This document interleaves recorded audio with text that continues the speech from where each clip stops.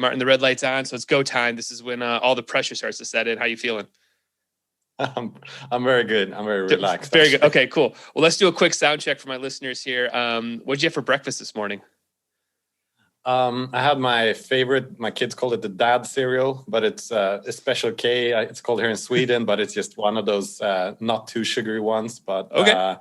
With cured milk. Marshmallows on it? Specialty. Does it have marshmallows and none of that stuff? No sugar. Like I fail the donut test every time, so we can't have stuff like that. Gotcha. Cool. All right. Well, instead of talking about sugar and what we can and can't eat as dads now, why don't you introduce yourself and tell my listeners kind of who you are and what you're doing over on Kickstarter right now. So my name is Martin. I'm the co-founder and CEO of a company called Transparent, operating out of Stockholm, but also running a daughter company in the US. We have just launched our third product on Kickstarter, which is called the Light Speaker. Kind of goes into a new domain for us. Our two previous products were for kind of the living room or the kitchen, and this is a portable speaker, but the main thing, it also includes light, so it adds that another sense to the vocabulary, so to say, for us. So it's been very interesting for us to launch it and get the initial 500 backers and reactions, and that's very cool. So I guess for the people who haven't seen it or can't visualize it, kind of what does this look like? I mean, there's a lot of portable speakers out in the market in the world, but what does yours look like? How do you kind of describe it to people so they can kind of get a sense of it? I'm holding it in my hands now and looking at it. So the main thing people call it is a lantern, because it has this optional handle and where it can hang down under your hand. And there's a glass cylinder with the light element in, and we made a lot of efforts to make that light element really look like a real flame, like a live flame. So the lantern metaphor is the strongest one to describe it to someone who hasn't seen it, but it is a modernist take. It's minimalist in its form, and there's one element on the top side of the glass cylinder that provides the full range audio that goes out kind of like omnidirectionally from the curved dome shape. And then on the bottom of the cylinder, there's a bass element, the passive woofer, where we kind of made an invention. So the light element sits in this woofer, and when you play it, it actually vibrates that light to add another level of kind of animation to kind of marry the light and sound experience. That's it. It's a portable, quite small lantern for perfect to put next to your barbecue or put on your balcony, but also maybe for a small adventure once you're allowed to go on them. Once the world opens up again. Yeah. Very cool. So what starts the process for you guys? I mean, I know, again, third campaign, you have other product lines. Where is sort of the start of this where you're like, you know what, we should make something portable or for camping or barbecuing or go set? Where does that sort of start in your guys' journey? It's a super functionalist approach we have. It's really like, okay, what's the end result here? What does successful look like? What's the experience we want? How should you feel about this? And our first product was getting people dancing in the living room. So that told us we needed a woofer that's 6.5 inch, and that woofer needs 10 liters of air. So our first product was a 10-liter box, closed to make the sound as detailed as possible that you get when you tune it to a closed enclosure, and the reproduction should be as transparent as possible, which means that the sound should come off as a studio recording or monitor sounding. So that's what we wanted: a clear sound, not like the Beats by Dre sound where you really amp it up too much, but still strong enough to get people dancing in your couch. That was the first brief. So then the second speaker we did was like, okay, I'm cooking, I'm having 2 kids, the dishwasher is on. I need a speaker there where I can hear my music or podcast while doing all this stuff. Right. So and that's also true for most small apartments. Whereas you might not want to disturb your neighbors with something that gets people off your couch. So then we made a smaller volume speaker that's perfect for that kind of setting. And we also made it upgradable so you can put in an Alexa Echo input and have the voice control when you're cooking pasta.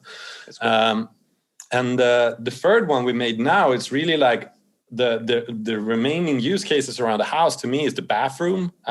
So when you put this on and take a bath, it really creates this spa experience. If I'm having like a conversation in the with my wife in the bedroom, it's perfect to put this on. Our kids actually sleep in the same room, so you know, you don't have to put all the lights on, but you can create this kind of cozy micro environment. If you have a balcony, it's perfect to take video outside or barbecue. So this kind of portability around the home, we felt there wasn't something that was clearly made for that. And the light felt like a natural thing to add in a lot of those use cases. Like in your bathroom, there's either really strong light that makes you kind of see your face in the morning, or there's nothing at all, basically. Right. So this is really like good for those in-between scenarios. Yeah. So it sounds like what you guys do as a company is really sort of make that buyer persona or that customer persona of like, this is who we think is going to use this. And I think that's a crucial thing for a lot of startup companies. I wonder how much they're sort of floating around and going, oh, everybody will use this. But really in your product, it sounds like it's an audiophile person, right? Like there's somebody who cares about good audio. They, you know, they're not just trying to listen off their their iPhone, and, you know, they want a better experience. It seems like. So are you guys always consciously thinking about that buyer persona, that customer journey of like, this is who our person's going to be who would want this thing? We do. And to be honest, the audiophile doesn't bias that much, because if an audiophile looks at a speaker with our design, they're going to say, it's no way it can sound good if it's made out of glass. Mm-hmm. There's no way that handles standing waves, which is a very nerdy acoustic phenomenon, in a good way. They will go up to our speakers at audio fairs and put a finger on the backside and say, I can notice some vibrations. I mean, so the audiophile actually hasn't been but our ambition is audiophile, because it's just like cooking. Everyone can taste good food. Everyone can hear if the sound is really good. So we think it's a given that we should invest a lot of time, and we tune our DSP, which is the digital sound processing that makes your laptop sound good, in our speakers. And that really blows people's minds, and everyone that has our speaker loves the sound. But people buying it, they just see it, right? Mostly buying online these days. So they can't really get that from the product design. So actually people buying our product is mostly people that care about design and their interior space, and really feel like my interior space is a reflection of who I am, and this shows that I care about the design and the sound. So a marriage of. So we sell really well in interior design stores rather than like the typical audio, tech stores. Right. So that's interesting. Now, was that something that we're way back when you started this, you knew in your mind, or were you still thinking like, we're going to make the best sounding speaker on the planet? Or like, what was that sort of initial concept in your mind? The initial concept was actually a blog post way back in November 2011. So like will be 10 years ago next year, there was two main ideas in that blog post. The first was this war going on with our decor, with technology objects. Most of them are still like these blinking spaceships. Okay, you put some cloth on, but like what's inside? It's like an alien concept. It doesn't look like a design furniture to me.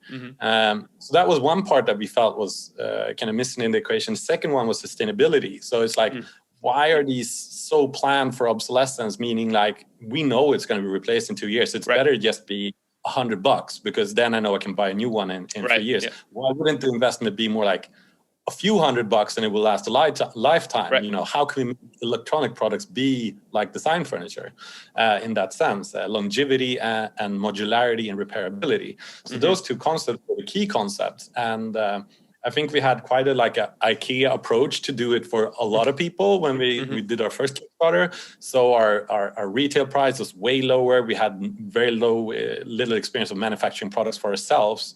We were running a design consultancy where we did consumer electronics for other people. So we weren't totally unfamiliar with what goes into it, but we have never made something ourselves. So what we discovered was that making glass and aluminum to the quality we demanded was quite expensive. It went from being somewhat affordable to quite a premium price point.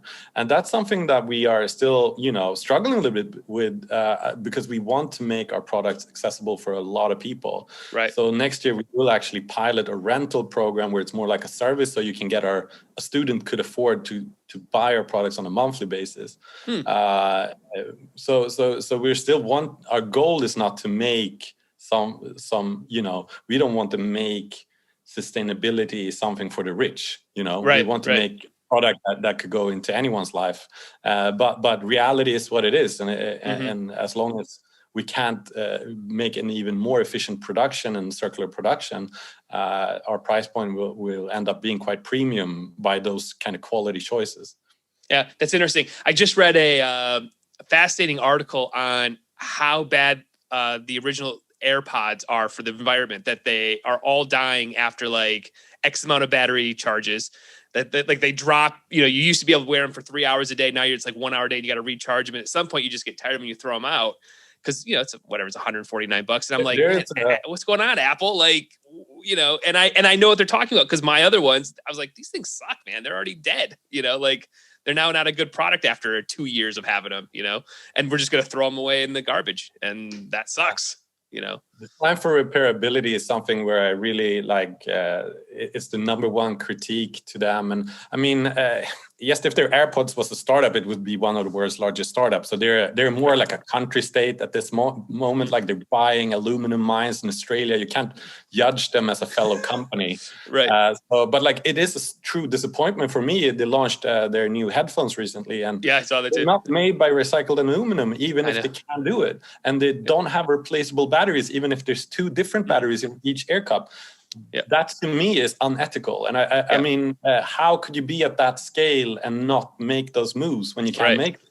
Right. So even if they are doing some things that are progressive in the sense of sustainability, you can't really think that this is the best they can do. Yeah. So, and that upsets me even more when they try to sell you things like not including a charger as a sustainability initiative. Right.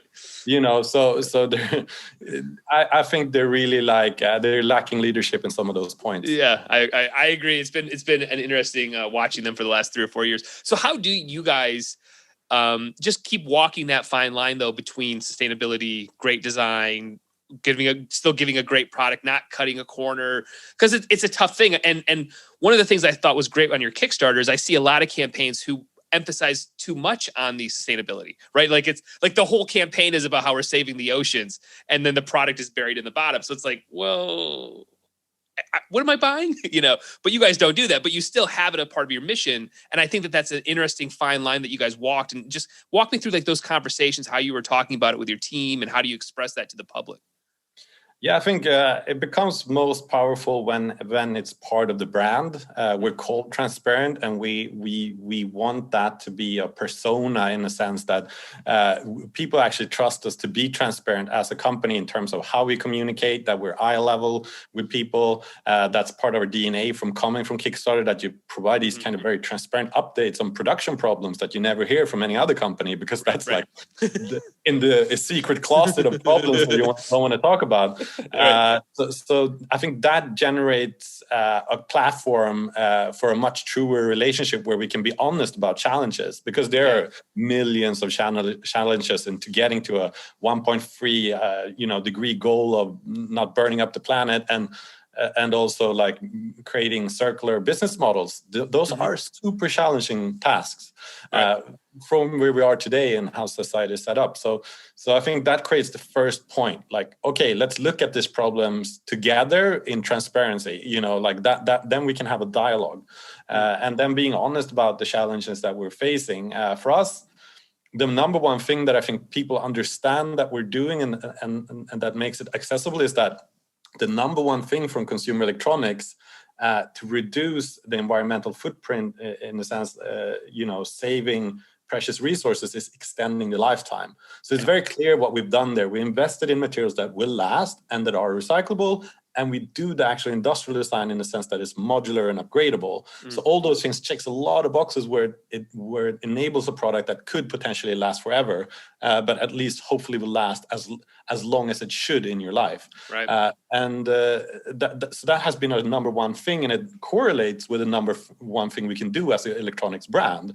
So that in itself creates some level of like, okay, that's clear. You know, it's not a lot of fluff. We're not talking about a carbon footprint that's hard to relate to. Is it one or 1 million trees that we're sort of offsetting somewhere in a forest that you've never been? You know, right.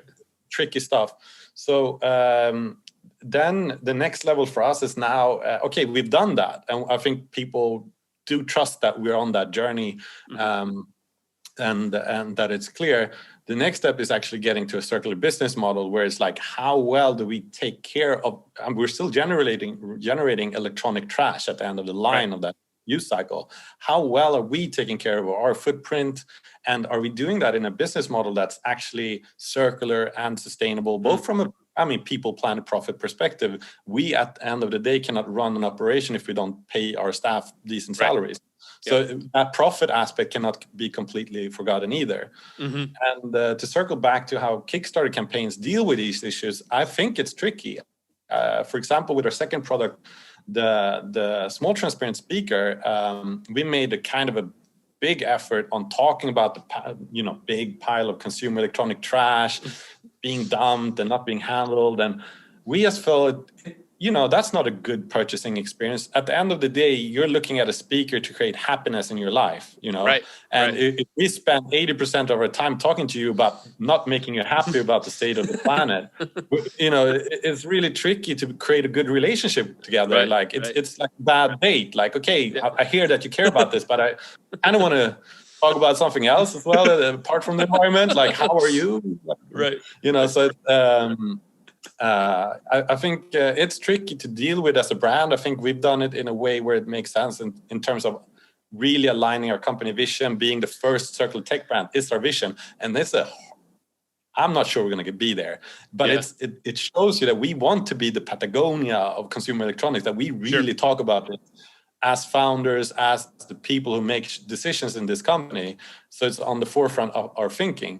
And then our mission, to make big things last in your life, that's a commitment that we have to consumers that I think they feel is real. And that we put money behind, so to say, that we make it hard for ourselves. And then thirdly, to make our products, our unique selling point is timeless modular electronics. So timeless, that's a tricky thing as well. But that goes counter to planned obsolescence. We're not making a thing now that we're going to try to get you to throw away in 3 years and buy another one. Rather, want a line of products that we could take care of all your needs in a sense in your home and create an ecosystem, but not like throwing away things.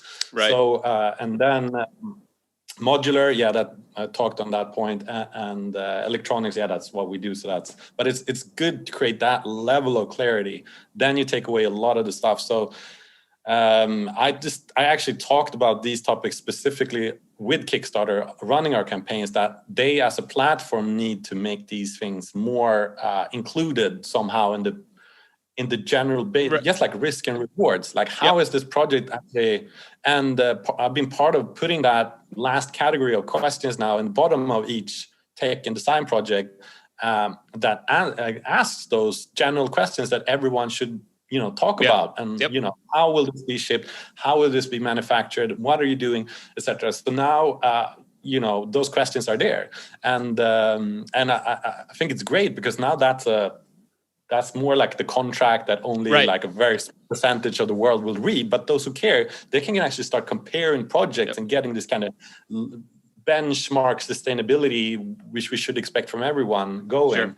And it is, even in those questions, is like, how are you working with sustainable manufacturing? There's nothing that's sustainable about manufacturing. You need to sort of basically chop down woods to get the factory there. It's run on energy that's typically not sustainable, and then you're taking minerals and resources from the earth. None of that environmental friendly. No one's hugging a tree. There's nothing friendly going on. It's very industrial. The language we have about these problems is still immature, and I hope really the next 10 years will change that. And the global kind of feeling we have from all being hit by a virus will create this global immune system to corporate bullshit about environmentalism as well, and that will like get in this together and like really start talking about it in a way that makes sense. Yeah, no, that's exciting. I mean, exciting that where like the passion that you're putting behind. It's not just a speaker; it's got all this other weight behind it, behind the scenes that we're working on, because it seems like that's just such a great mission. So, on the light speaker itself, like, what's the timetable from we're going to make this to what I'm looking at right now on Kickstarter for you guys? It's so painfully long. I come from a design background, and my co-founder is a designer. I typically, like, he comes with he has to like deliver, like, once we kind of greenlit a prototype or anything, he has to come with a plan all the way reaching to market. And I always multiply that plan by 3, because he is a creative in his head. He can see perfectly clear like how that's going to happen, but then reality hits. I'm typically the one like, he's faced with production. He's actually in the trenches with all the engineers, but I also manage a lot of the reality aspects of shipping boxes around the world. Right. We were caught in the wildfires 2 weeks in the port in California. We were caught in the Belarus uprising for 2 weeks because we were shipping things with trains over Russia, and they changed trains in Russia to European with, and the container was stuck there. Like, everything that you can imagine happening in real life when you move physical things is incredible. Like, it is hard. So timelines are all models are wrong, but some are useful. You have to commit, and we have to communicate now when we're distributing to stores that they're planning campaigns, and so putting that puzzle down is tricky. And so typically it starts with us having a bunch of concepts. In this, we knew we wanted to make a portable speaker. We were,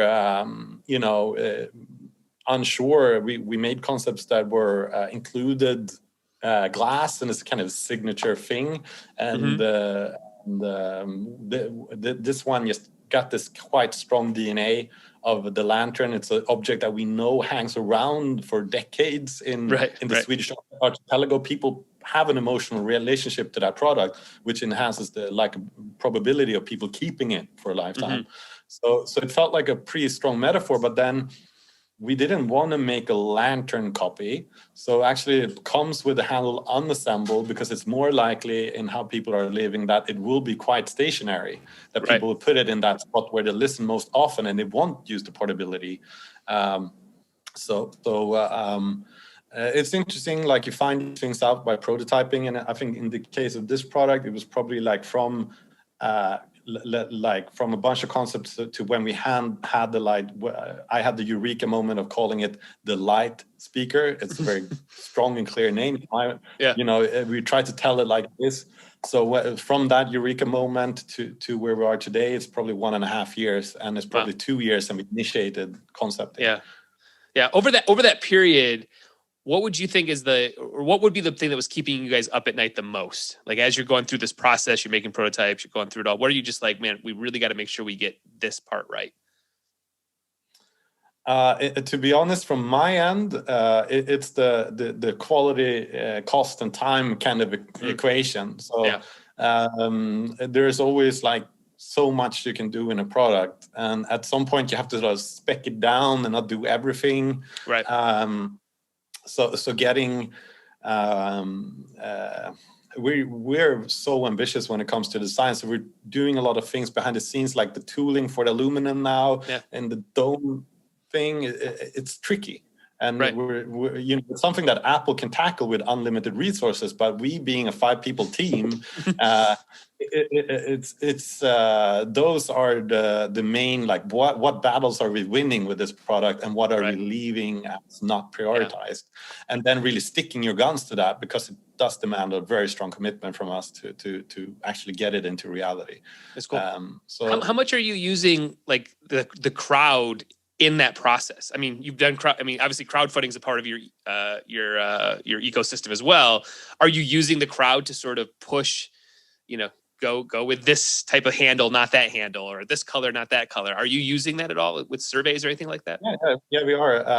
Actually, our latest update on the Kickstarter page was really run by us sending out a survey and finding out what kind of feature were people looking for to improve it. And I'm happy to say that 56 or 8% thought it was perfect already. So more than half, which is a good sign. That's great. And people also get the product. No one's saying like put disco lighting in it or make it plastic to make it cheaper or whatever. Right. Like those things, that makes me very happy. But there was, improve waterproofing, the like make the light stronger, interesting inputs that we can like then, get some level of commitment to like, okay, this does seem like something we really should have strong answers to. Can we make it better? Why not? If we can, how much does it cost? Typically, making a product better in those dimensions is about costs. So was it easy for you guys? Was it easy for you guys as a company to be that open from the beginning? Because I know some people, and I coach a lot of startup companies, are just like, no, I don't want to talk to anybody about this. Not yet. Nobody can see it yet. It's not perfect. Like, or were you guys always from day one like, yes, let's take it all in? There's a lot of locking in effects, and the window when you actually have something that's finalized enough to have that discussion, and we have to commit to shipping it at certain dates is very slim typically, because it sounds like forever 1.5 years, but then once you hit that, it's quite like you the ship dates have to happen quite soon, and a lot of pressures on to just like produce the product. Right. So that window is quite limited, and it was we had the latest round of samples delayed due to crazy Corona year a bunch of times. So we were getting like right into the middle of Christmas when it's not a good time to launch this discussion, and it was getting quite close to like Black Fridays and other events where you just washed out by people spending billions of dollars on Facebook and like yelling at you. But we really wanted to crowdfund it at the stage where we could still feasibly make a change, like we could tweak something. So that was a hard push. And like I said, that window is typically just a few weeks. So now I'm really happy that we did it that way. And I think it's a very strong power of crowdfunding generally, that you have that dialogue and eye level that I was talking about, that we as a company make the effort to include perspectives like that. But I noticed actually this time, if I compare it to the first Kickstarter we did, we had a really engaged, like if I would ask that question, I would have 20 comments. Now 120 people did answer the survey, which I think is good. But now when I wrote the Kickstarter update about it and asked like, please vote for blah, blah, blah, I got like 2 comments, which is interesting, because I think email over the last, whatever it is, 5-8 years has just, people don't, they're like, where do people engage? We should have like a TikTok group with me like doing a small quick video of it, or maybe it should have been through a podcast like this one, more of a dialogue forum. So it's interesting to see like, how do you engage with our audience and community? I mean, maybe to some degree, the Kickstarter platform is lagging now with the tools that are the most efficient in terms of discussing this. So, we've been moving a lot of people over to Discord to have actual like it's me. I'm in a Discord channel. I'll talk crowdfunding all day if you're really talking to me. So maybe it is moving people into those types of channels where community is about it, and it's about just a quick comment, not a perfect post, but yeah. So what are you looking for in the prototype to say, all right, we're ready to film this, take photos of it, we're going to put this up to the public. What are you looking for in that prototype to say, I think we're good to go on this? I mean, it has to be look like prototype. And there's a bunch of things, like the one that we had in the Kickstarter movie is probably this one that I'm holding right now. And the cost of these samples when they're made out of materials like aluminum and stuff, and the tooling is quite high. So there's a financial aspect of like, how many can we make? Is it good enough to send to an out, like now with Corona and having press not, we can't travel. How do we engage people in hands-on reviews? And is it good for hands-on reviews? We still feel like we're tuning like the sounds for Bluetooth, and the light is being tuned. So it's not like really, we're not totally comfortable just giving this to someone, because it's still 20% off the final impression if you just like handle it. but we are in terms of industrial design very close to the final thing, and people generally won't notice any differences. Yeah. So with our eyes that are very trained to see things, we would probably say it's like 5% left in tuning things, Right. but most people wouldn't notice. So I think it needs to be something that's a good representation of what you get. So there's no big gaps. In functionality, I mean, obviously with a movie you can cut it or maybe simulate the actual experience a little bit. I think it was very hard with this product because it's not like a strong functional light that you use like a lantern, in the sense that, oh my God, the boats can navigate from this lantern. It's a cozy lightning. I don't know how much you know about lightning in Stockholm, but like now we haven't had sunlight for 10 days. Right. It's really. I'm in Detroit. We have like 6 months without sunlight. So I'm in it where I'm like, all right, it's light today, but tomorrow it'll be gray skies for like. But does the sun go down at 2 o'clock in the afternoon? It doesn't do that, but it is just gray skies. It's just dreary where you're just like. No one's trying to compete with Stockholm. I've been immediately. Are you like in Alaska? Okay, fine. Yeah. I don't have that. You're right. It's just gray skies here all the time. So but the thing is, generally, if you talk about northern degrees in the world, on the globe, it's actually snowed this time of year. But because of the Gulf Stream, it's so mild now. When I grew up, it was always white this time of year. Now, because global warming, it's mild, so we don't have the snow that lights up from below. So it's just so really dark. But that leading into like, why would we really care about something that's not a quote unquote functional light, or more like a mood light? I mean, we still want this to sort of be able to read a story for your kids or whatever, but it's not made to be like a lantern.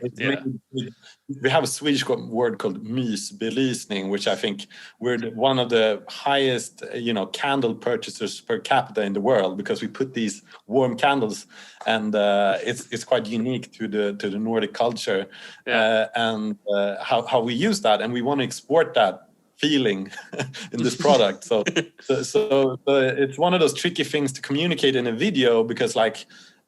It's really hard to film someone like with a low light setting. You really need to be a professional. So that was one of the tricky things. So we ended up doing like a fireplace and things that you get the feeling of what we want to go. And I think Per did a brilliant job pulling that together in like basically 1 week. So we had to sort of mood board that out a little bit. That's cool. Well, we haven't even talked very specifics about this Kickstarter, but as of right now, when we're talking, you still have 25 days to go. You're over 516 backers, almost at $150,000. I'm in US here, but that's a healthy amount of backers. Very early in the campaign. What was there a metric that you were looking for to say, we are ready to launch though? We have X amount of email addresses, or enough people are interested in it. We have enough comments. Was there something you were looking for to say, outside of the dates? I know you mentioned the dates of like Black Friday, Christmas, what were you looking for to say, you know what, even though we're in this time period, we actually have enough data to say this is going to be successful?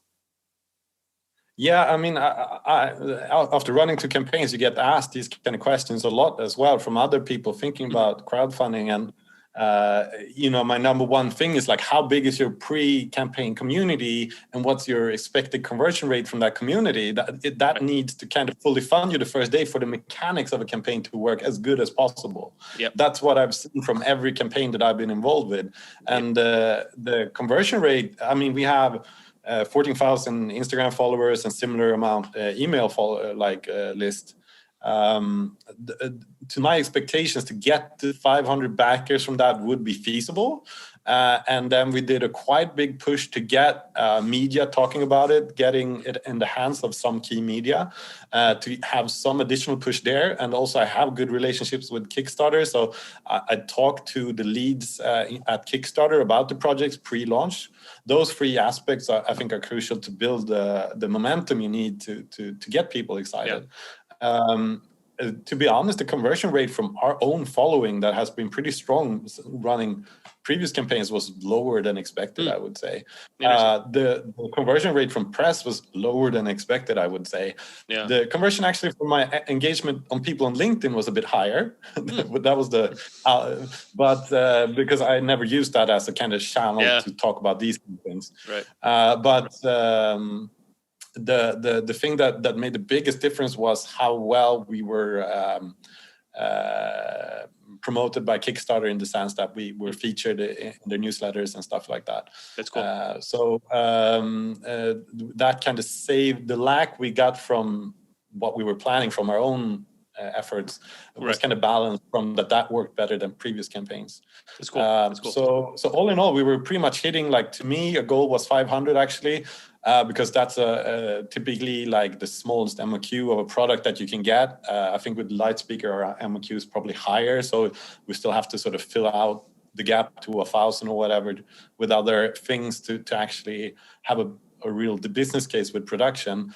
And so our main goal for this was covering these really expensive aluminum tooling when we put up the goal for the campaign, because that was still hard for us to do. So that I had that mental budget of, so now that we passed that, I'm interested to learning more about how there's a lot of tools in terms of Facebook ads and targeting, and it's a big world out there. Can we start doing these things less growth hacky and more on brand? So next couple of weeks, we're going to try to do some more Facebook ads in terms of that are not just like, oh, it's a new Kickstarter thing. It's like a little bit more messaging that are ours. So I'm interested to get rolling with that to see how we don't have a CMO in our company, and we don't have someone with an ads background. So that those things are typically left a little bit unmanaged. So I mean, now that we run the first stage of the campaign well, I'm interested to engage more energy in those topics. Gotcha. So, once this campaign ends, money comes in, what starts your guys' process to get these into backers' hands? Especially with who knows what the delays may look like from the world, right? But like, what do you guys start to do to get this going? I mean, the groundwork is really like a long groundwork, and we know from previous products, our last Kickstarter was hugely delayed, and the main delay from that was that China just shut down a lot of driver suppliers. They were judged as noisy, so we had like over half of the suppliers being shut down that we had on our list, and it's not many Kickstarter campaigns that have a list of suppliers. Most have like one, and so that was a lot of groundwork getting there, because we knew making white rubber in the driver for the product would be really hard, and we had a really hard time getting someone making drivers wanting cleaning out their tools to make that white version. So when our supplier, after all that work, was shut down, we had huge problems finding a new one. And there was other aspects, like aluminum frame is also tricky, non-typical electronic product things. So, and the glass parts that we do for that product, we harden them, like, so they become this broad, hardened glass. The rollers in the glass ovens are so big; they're made for bigger sheets, like windows. So the parts fall between the rollers going into that oven, hardening it. And I mean, that's a multi-million-dollar investment, those ovens, that we couldn't solve that by ourselves. It had to be done on the supply side, and that limited our options. That delayed our products over a year, those two things alone. So it's almost impossible being 100%, if you're not like, I mean, Apple's products are delayed, for God's sake. Right. I don't focus on them, but like, it is hard making hardware out there. You can't do it all by yourself. You are dependent on suppliers. So that's obviously true for any product that we make. And so we try to eliminate as much of that in this product as possible. But there's still, I mean, until I see efficient daily output from production, I know we're not done. Right. And it's having nominated suppliers and having people you worked with before lowers these risks, but they're still present. Yeah. So, and then how about just for you guys in general, like a 5-year roadmap? What is it that you guys are like hoping to achieve in terms of, are you going into other spaces of like, hey, we really want to go into, I don't even know, some other space at some point outside of speakers and lights and lanterns and that's, this sort of world that you're in right now. Where do you guys kind of visualize like 5 years from now? We are super ambitious when it comes to that, and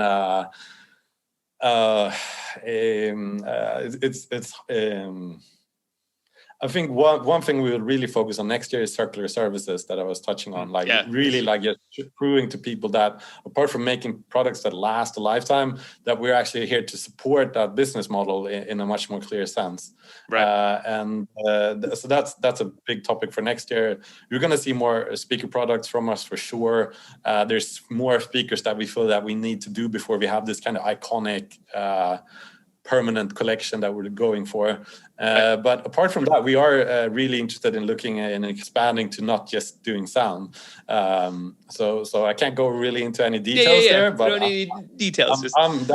Those things as a kind of company visionary are obviously the things that makes me most excited. I can already see in my head how it's going to look like, and then it's just a lot of hard work getting there. That's nice. Well, let's wrap up with a quick lightning round, and then I'll get you on your way here. But and this will have nothing to do with Kickstarter, nothing to do with crowdfunding, nothing to do with your product. So, what have you been watching in the streaming services lately? Netflix, Hulu. You watching anything right now? We don't have all in Sweden. I mean, obviously VPN these days you can solve most of those issues. But like, I watched Queen's Gambit on Netflix with my wife. I just finished that too. Very impressed by how could you make chess exciting for so many hours. I know. I mean, the visual aspects of that movie, like yesterday. It's great. The art direction, and there's so many like vivid color palettes that you're just like, this house, and as a design background person, I could have this as paintings, So I was just like, the craft that went into that series and the performances also of the actors was just kind of mind-blowing. It was great. I mean, we're in this golden age. Fortunately for everyone being locked in their houses, we're in this golden age of TV production. It's just that and The Mandalorian together. How spoiled am I? How can I ever complain? I can go into these worlds like weekly and enjoy them with my family. And the same goes for the kids, like making educational programming so accessible that it is today, that we can watch all. Like I got my kid, like my 4-year-old, excited about. We have this excitement about all these interesting scientific topics now because there's so good children programs around it. Spoiled with that. And like, how is cinema going to come back after this? I know it'll be interesting. It'll be interesting to see. How about a book? You reading anything right now? I'm one of those. I had 2 friends reaching out saying like, what books should I buy for X? Because I'm known in my group of friends as someone who reads a lot. And, my intellectual self-image is really ruined because this year working from home with 2 small kids. And I got like 1 or 2 books done. The last one was from the founder of Kickstarter, Perry Chen, the ideology, Jancy, and what's the book called? I can't remember the book title. I know the concept he kind of grown out of this is called Bentoism, and it's about like really looking at a desirable future and thinking about like both on a personal plane, but it's also helpful actually for company builders. How we get there. So I think that book is a book that I recommend. A friend of mine made a great sustainability book. So it's called Exponential Environmentalism or something like that, translated, but really looking at tools, making all this exponential talk accessible to sustainability agendas. That's cool. And that, but it's in Swedish, unfortunately. So maybe your listenership won't totally have to find the transcribe it or something. Books that I haven't really finished that book yet, but that's another book that I would like. That's on my reading list. Very cool. Very cool. How about podcasts? You listen to anything right now in the podcast world? I'm really like, because podcast has become more accessible over Spotify, it really made me jump in. It's a lot more like a smorgasbord in the sense that I rarely listen to one, but I've heard a bunch of them. I listen to maybe 1 or 2 a week. that I try to listen to the entirety, and they're mostly about sustainability generally in manufacturing, or like I'm a nerd on those topics, so that's where I really I love hearing like IKEA talk about their challenges in a specific material, or so they're not humoristic, and I think I should really be looking for something that makes me laugh more as a next step, because it mostly just makes me hard to go to bed, and I stay up 3 hours and sleep too little because I'm like, okay, is this how trying to save the world when you go to sleep is not typically the best idea. Sure. No. All right. My last one's going to be around, is there like blogs or article, like websites you go to consistently just to help with like digital marketing or startups or entrepreneurship that you're just like, man, there's great resources here? Yeah, I mean, going into this last Kickstarter campaign, I was actually participating in something called Launch Studio. I'm not sure if you know what it is, but it's kind of a masterclass for Kickstarter. So it's one of the co-founders of it is the previous head of design and tech at Kickstarter, and there are a bunch of video assets there and classes basically and it's just like I've probably gone through like 22 of 50 lessons. Wow. Having quite a lot of experience myself, I don't pretty much don't need all of those lessons, but like I'm just impressed by, I had the troubles of guiding other people's before, and now I'll there's this foundation. This is the bachelor degree in Kickstarter knowledge, basically. Yeah. And if you do all this well, wow, like I can't teach you that much actually. So I done 22 lessons in that format, and I think that I'm really happy to see that that's really necessary, because now there's all these services around crowdfunding, and it becomes quite easy to be distracted and over focus on Facebook ads or left, right, and center. I think the main focus should be building a pre-launch excitement and community around your solution. But this covers a lot of other grounds in terms of structuring it and making it economically feasible for a founder to actually fulfill the campaign, which is also tricky. Totally. Well, where can people dive in more? How do they get into your world, reach out, learn about your products if this is the first time they're hearing about it? Most people these days follow us on our Instagram, and just write Transparent Speaker on Instagram. You'll find us there, and our website transparent.rent. You can sign up for our email, which is also we try to provide some interesting content. So those are two good channels, or just come and back us on Kickstarter and be part of that journey, which is going to be very, very exciting to follow, I'm sure. Awesome, Martin. I appreciate you taking time out of your day. I know it's busy. You're in the middle of a campaign, a lot of stuff going on. Great conversation. And as somebody who used to own recording studios and loves audio, I'm all about the speaker world, man. And I just moved into a new house, so I'm thinking about where am I going to put cool speakers? So this might have to go up to the top of my list here. Yeah. No, let's get your studio hooked up.